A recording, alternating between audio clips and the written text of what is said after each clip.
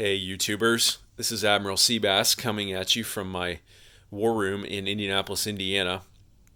Uh, First, let me say I hope everyone is safe and healthy as we weather this pandemic, which is really unprecedented in my lifetime. And like many of you, I've lived through 9/11, and uh, this is as unprecedented to me as that was. And so I hope you're all healthy and safe. Um, that you have loved ones that you can connect with virtually at this time. So please stay healthy, stay safe, and my thoughts and prayers are certainly with all of you as we deal with this situation. Um, what you're looking at here is the prototype for Global War 85, and I'm not going to spend too much time on this, but this is sort of just a little sneak preview here for you. Many of you know Doug asked me to help him design this game for historical board gaming, and man, as you can see, we have been hard at work. This is a prototype, so nothing in this is set in stone. This is literally the first draft of this game, but I just wanted to give you a sense. I mean, you can see it's messy, right? We are literally creating this game from scratch. So anyway, just thought I'd give you a little sneak preview of that. Again, nothing that you see here is set in stone or finalized or anything, but you can see here we've had a lot of fun creating this game and some of these units, and we're almost done with all the units. Doug's been 3D printing all of the units and sending them to me. I've been painting them up. I finally learned how to paint, which RC will probably laugh at because I told him I would never ever paint under any circumstances. So anyway, just thought you might like a little sneak peek at this. But what I really wanted to talk about today was to do an unboxing video for you of Amerika. Doug at Historical Board Gaming developed this game. It's been out for a while. I want to say at least 3 or 4 years this game has been out, if not longer. But they recently got it back in stock, and I didn't have the game. It looks intriguing to me. The game is all about basically, the Japanese and the Germans invading America in World War II, and how America and the Allies would try to defend that. It's a theme that was done in a game that Milton Bradley did in the '80s called Fortress America, but that was set in sort of the modern day where China and some of the Central American, Latin American communist nations and the Russians invade America. But so this is a similar theme to that, but set in the World War II time. And so I want to do an unboxing, and I hope this will work. As you see, I don't have any space on my table, so I'm going to have to do it down here on the floor. And what you get is that box, the Amerika box that you see, and then you also get that white box. So I'm going to unbox both of those for you. I haven't scripted this or anything. I have opened them and looked at them, but not with an eye toward doing an unboxing video. But I wanted to bring you guys some content. I haven't been able to play a lot of games for you lately because I'm designing this game. This Global War 85 game for Doug. So I wanted to do some more unboxing videos and bring you some more content. So I'm going to pause the video and come back, and I'll be down there on the floor, and we'll do this unboxing. Okay, let's see if we can make this work. First, with the white box here, let's open that up and see what is inside here. So first thing I have is an initiative marker for the Amerika game, and then this looks like a nice decal here for the Amerika game with Doug and some of the other designers. Can't read everyone's name there, but that might be Mike Kelly there, another one of Doug's designers. And apologies, I can't really read the other two. Oh wait, it tells you here: Doug Friend, Mike Kelly, Adam Woodard, and Chris Noble. So you get a nice decal there. And then let me just double check, make sure you can see this. Yeah, that looks pretty good. You get dice, And it looks like you get, these are 12-sided dice, but look what's, one cool thing about these is there's a target there on one of them, which looks like a stand-in for the 1. And then you get this little like Nazi German symbol thing that looks like that's the stand-in for the 12. So yeah, those dice are pretty cool, and you get 6 of those. You get chips, a lot of chips, mostly white chips, which is nice because I don't have a lot of white chips. I have mostly gray and green and red from my Axis and Allies games. So these white chips will be nice. I can probably use these in other contexts too. So you get a whole bag of chips, which is nice. And then these are all the pieces. So first of all, you get, looks like these are UK tan pieces. I would say it's the sort of tan pieces that UK typically is painted in. And there's all kinds of fun looking pieces in here. I see jet bombers, I see jet fighters, I see what looks like mobile anti-aircraft artillery, heavy tanks, looks like some mech type units in there as well. All kinds of fun looking units in there. So maybe some medium tanks. There's one of those anti-aircraft artillery looking things there. I don't even know if that's right. That's just what it looks like to me. You got infantry in here, etc. So let me get through the rest of these, and then maybe I'll open one of these on top of this box and show you. You also get these look like more, these are a goldish, yellowish, so I'm guessing these are Japanese pieces. And you've got different sculpts here too. Yeah, and so you see how Doug also sells this one on his website. It's like the forward swept wing jet fighter-ish looking thing. So these have got to be Japanese pieces here. Quite a few pieces here for Japan, and then you've got the black ones, which have to be Germany, right? And so I'm gonna actually here, let's do this because these are hard to see. So let me just do this.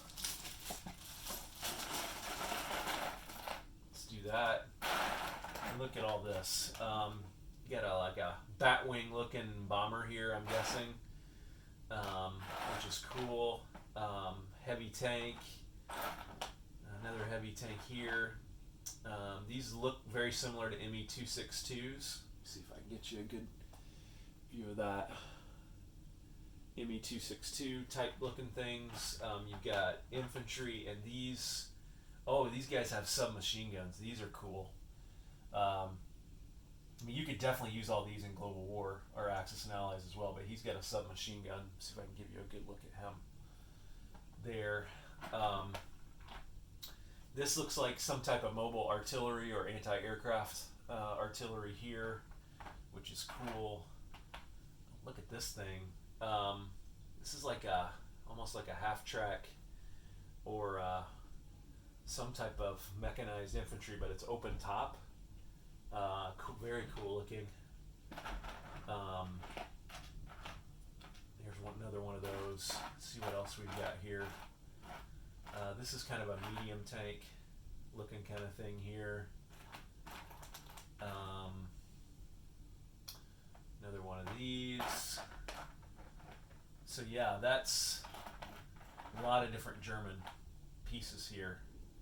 I'm going to go ahead and do the same thing for I'm going to go ahead and pause it, put these back in the bag, and then I'm going to dump the rest of those for you and show you those too.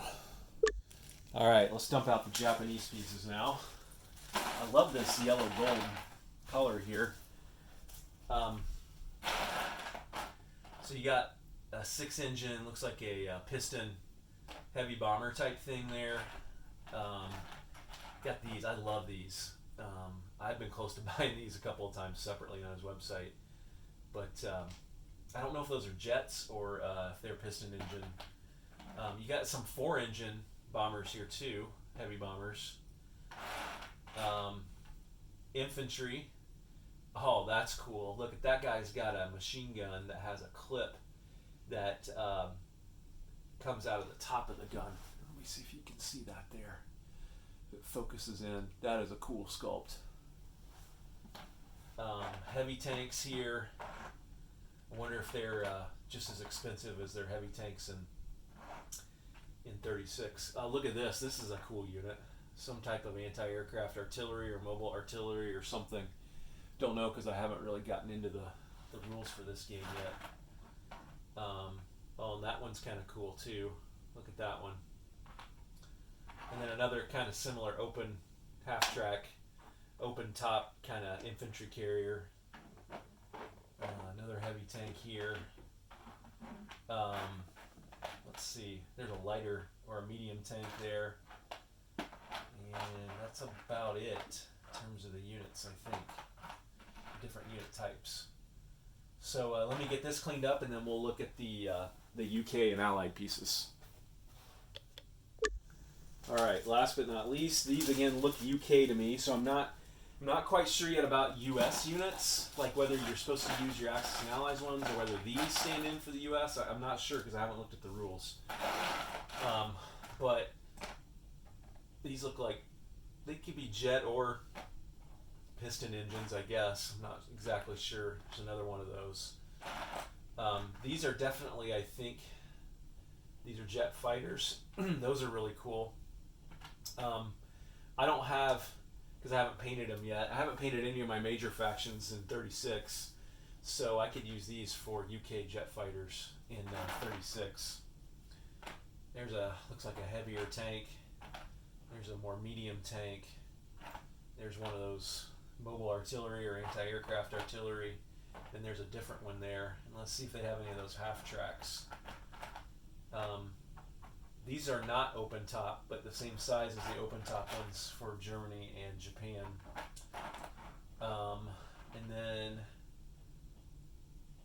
we got oh, that's pretty cool. We got a infantry. It looks like he almost has a drum style clip on his machine gun there.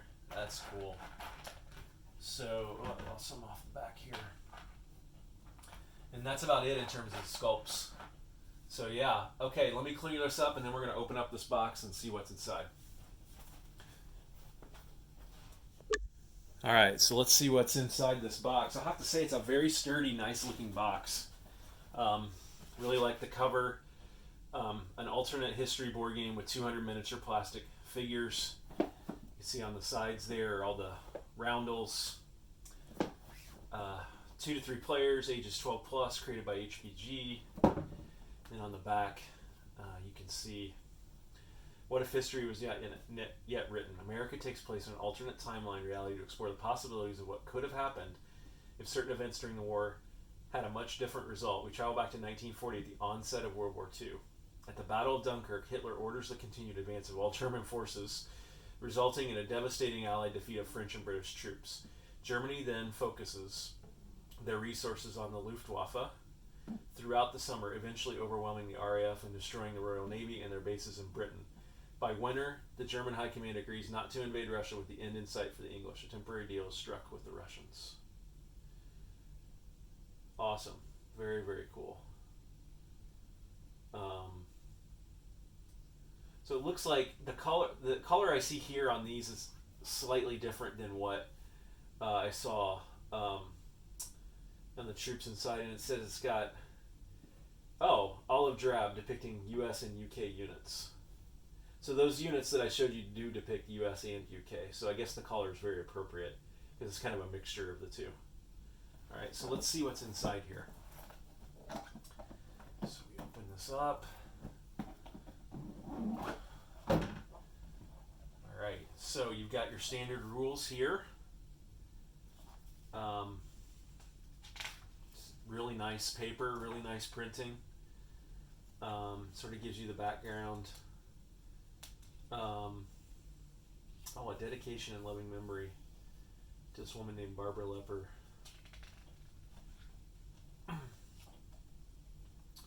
Game overview, all the game credits, the overview here. So this is a pretty standard rule book, and I would say done very much in the style of like a Global 40 Axis and Allies game. Very similar in layout and length to that, and they even have some of the show a lot of the movements here like they do in Global 40.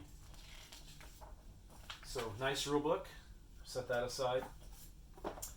You get looks like in your unit build box. These are cards or dashboards that allow you show you all the combat values. You have a luck shot chart. That's that roll of 1 that I showed you. Unit rolling casualties that may be chosen. And they developed this game before 36, I think, or in tandem with it, so you can see kind of how they've evolved the luck shot into the target select in 36. We'll have that in 85 quite a bit too. Victory conditions and income. There's the Allies one. And it shows all the units they can build and what they are. And then Japan. So it looks like this is mobile, anti-aircraft, and artillery. And then for Germany as well. So those are really nice. Those are really nice card stock. Really nice. I mean, I'd say very similar to the quality that you get in the Axis and Allies Global 40 2nd edition games. And then battle board, again, very nice quality, very sturdy. You can see a little bit more richness than what you get in Global 140, but not too much. I'd say it's still very much in that spirit of Global 40. Yeah, I'm definitely getting a Global 40 feel from this game in terms of the production quality and the complexity. And you see here the major difference you see here is use of the D12 system versus the D6. So yeah, that's the battle board. You get some roundels for Japan and Germany. Again, very similar in feel to the Global 40 ones. Okay, we're going to do the map last, so I'm going to set that aside. But then I think what you get are these boxes. And these boxes are empty, but they are where you're going to store the game. And so all the stuff that you get in here, like this, can all be stored in these boxes. And these boxes, again, very similar in quality to what you get in Global 40. So when you open them up, they're empty, and you just put your stuff in there. Okay, so now let's do the map. Show you the map. See what that looks like. All right. Very nice feel to the map. And look at this. I mean, this does not take up a lot of room, right? So you're going to be able to play this. Any of you are going to be able to play this. Let me make sure you can see that. You can't see all of it. So let me adjust here to like... Let's do that. Hope my camera doesn't fall over.